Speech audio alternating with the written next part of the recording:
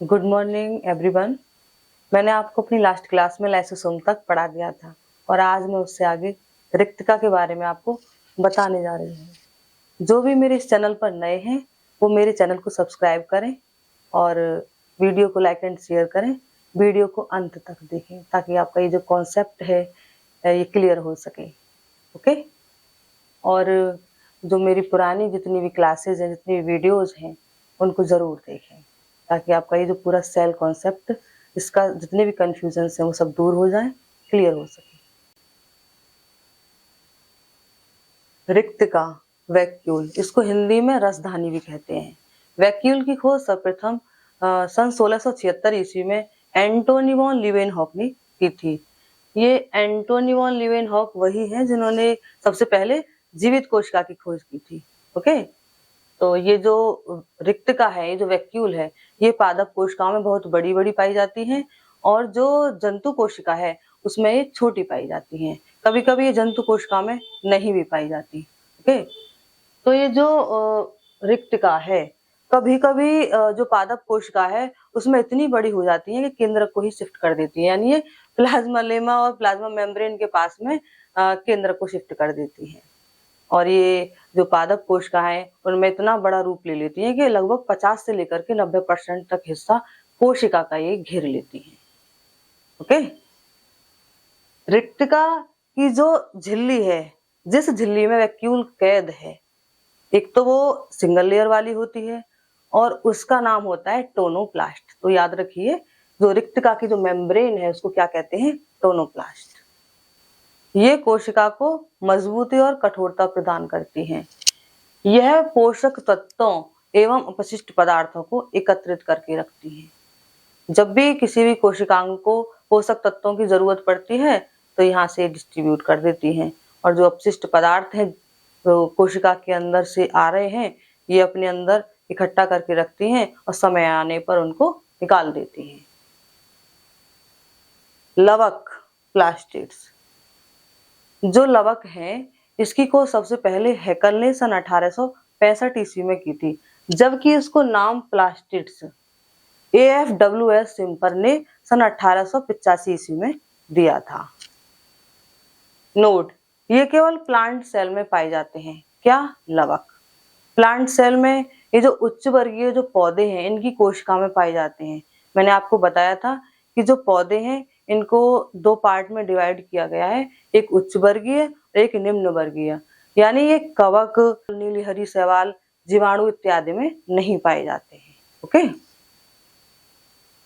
ये साइटोप्लाज्म में जो कोशिका द्रव्य है उसमें जगह जगह बिखरे हुए पाए जाते हैं। ये 3 प्रकार के होते हैं।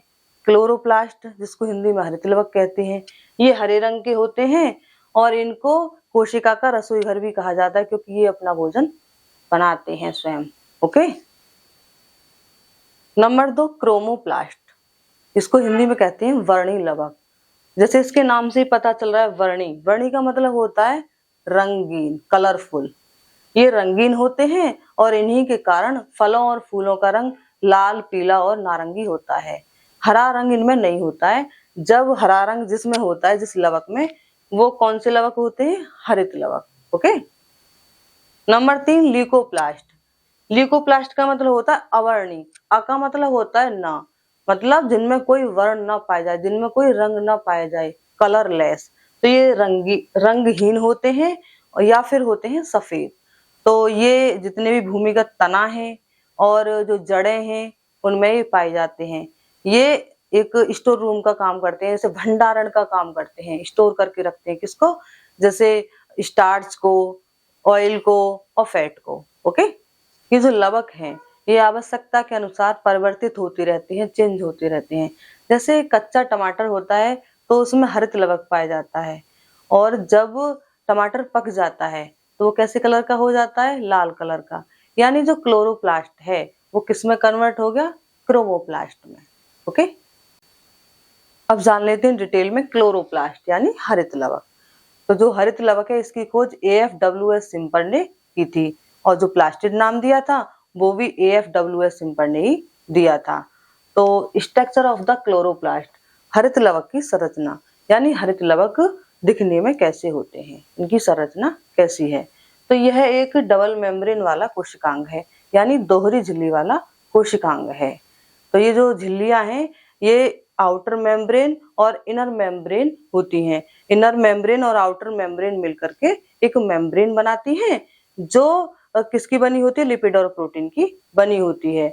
और ये जो आउटर मेम्ब्रेन और इनर मेम्ब्रेन के बीच में एक स्थान होता है उसको बोलते हैं inter membrane space. Okay. Number 2, stroma.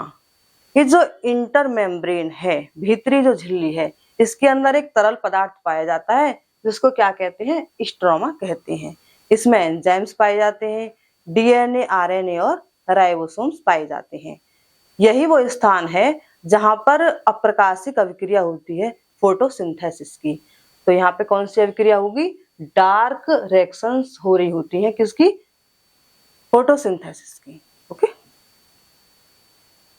Number 3, थैलेकॉइड्स।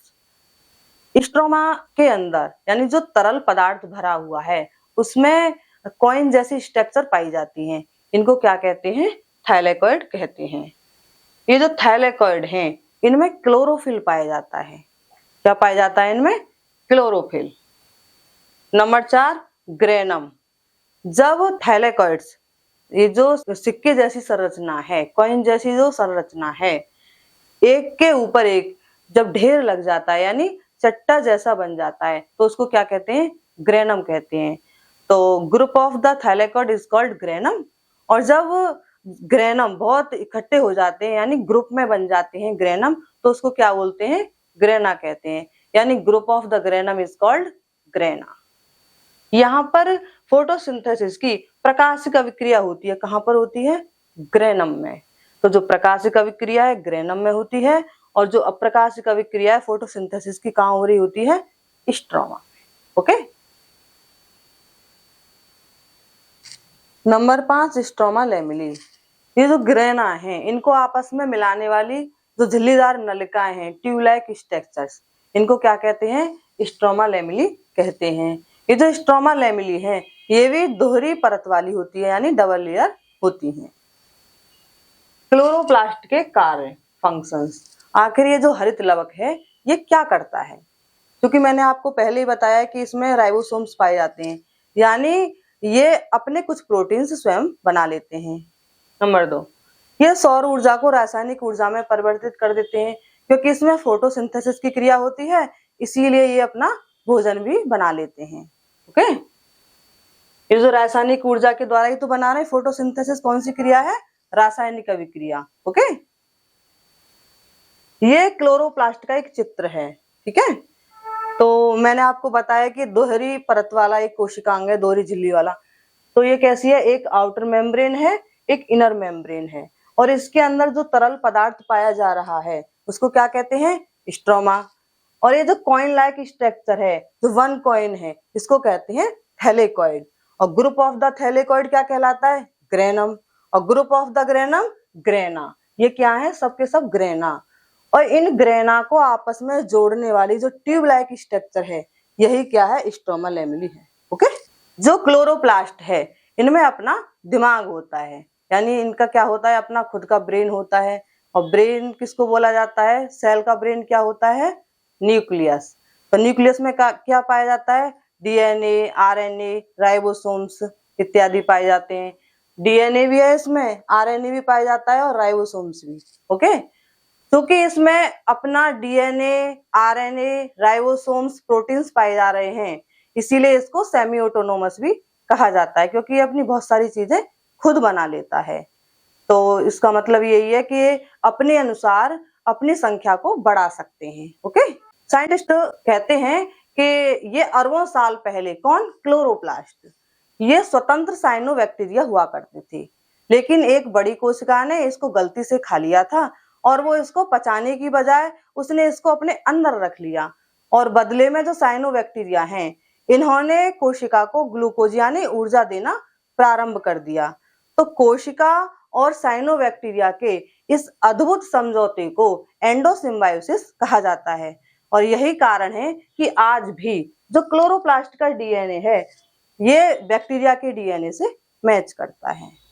आज का टॉपिक मैं यहीं पर समाप्त करती हूँ। आप अच्छे से पढ़ते रहिए। Thank you. जय हिंद, जय भारत।